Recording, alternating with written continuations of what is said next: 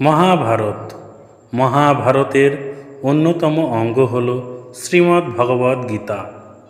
কুরুক্ষেত্রের যুদ্ধ শুরু হবার ঠিক আগে অর্জুন নিজের আপনজনদের বিরুদ্ধে যুদ্ধ করবেন না বলে ঠিক করে অস্ত্র নামিয়ে রাখেন। তখন শ্রীকৃষ্ণ তাকে জীবনের সঠিক দিশা দেখান, কর্তব্যের আসল অর্থ বোঝান। এত হাজার বছর পরেও গীতার বাণী আজও আমাদের জীবনে একইভাবে প্রযোজ্য ও উপযোগী। শ্রীমদ্ ভগবদ্ গীতায় জীবনের আসল অর্থ ব্যাখ্যা করেছেন ভগবান শ্রীকৃষ্ণ। গীতার বাণী সঠিকভাবে অনুসরণ করতে পারলে সাফল্যের পথের সন্ধান পাওয়া যায়। সেই কারণে আমাদের প্রত্যেকেরই গীতা পাঠ করা জরুরি, কারণ গীতার বাণী জীবনে সাফল্যের মূল ভিত্তি। আজ আমরা সেখান থেকে গীতার মূল 5টি বাণী তুলে ধরব। শ্রীকৃষ্ণের এই 5 বাণী জীবনের সাফল্যের সন্ধান দেয়। যখনই আপনি জীবনের সংকট বা সংশয়ের মুখে পড়বেন, তখনই গীতার বাণী আপনাকে আশ্রয় দিতে পারে এবং সমস্যার সমাধানের পথ দিতে পারে। গীতার বাণী অবশ্যই আপনাকে জীবনে কঠিন সময় থেকে বেরিয়ে আসতে সঠিক পথের সন্ধান দেবে। গীতার বাণী আপনার জীবনে সব সমস্যা দূর করে সুখী ও সাফল্যের দিকে নিয়ে যাবে। জেনে নিন গীতার এই 5 বাণীর কথা। জীবনে জন্মের মতো মৃত্যু অবধারিত। গীতায় শ্রীকৃষ্ণ বলেছেন, যার জন্ম হয়েছে তার মৃত্যু হবেই। তাই মৃত্যুর কথা ভেবে আতঙ্কিত হওয়ার কিছুই নেই, বা প্রিয়জনের মৃত্যুতে ভেঙে পড়াও ঠিক নয়। কোনো মানুষের সবাইকে সন্দেহের চোখে দেখার একটা প্রবণতা থাকে।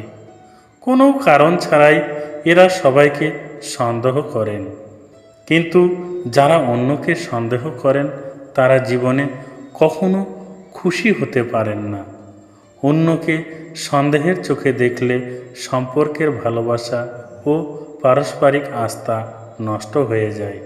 তাই গীতায় শ্রীকৃষ্ণ অকারণ সন্দেহ ত্যাগ করার পরামর্শ দিয়েছেন।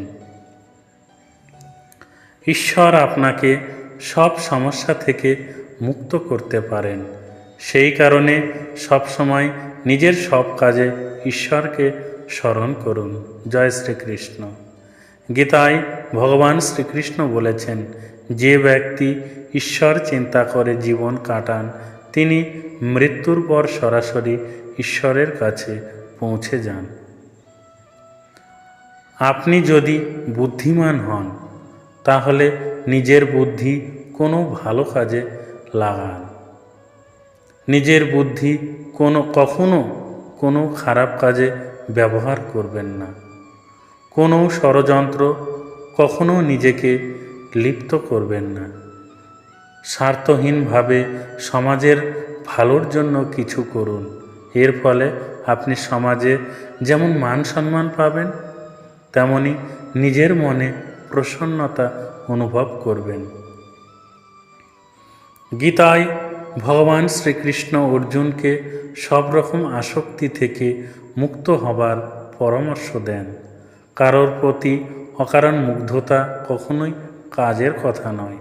বিশেষ করে নিজের শরীরের প্রতি কোনো রকম টান থাকা ঠিক নয়। এই নশ্বর দেহ একদিন পঞ্চভূতে বিলীন হয়ে যাবে। তাই শরীরের প্রতি কোনো রকম মোহ মায়া রাখবেন না। সব সময় আসক্তি ত্যাগ করে সত্যের পথে এগিয়ে চলুন। লোভ, রাগ ও ঈর্ষা হলো আমাদের সবচেয়ে বড় 3 শত্রু। এই 3 শত্রু আমাদের নরকের পথে নিয়ে যায়। সেই কারণে লোভ, রাগ ও ঈর্ষা সম্পূর্ণভাবে ত্যাগ করুন। এই সব শত্রু নিজের জীবন থেকে দূরে রাখলে আপনি সফল ও সুখী জীবন যাপন করতে পারবেন।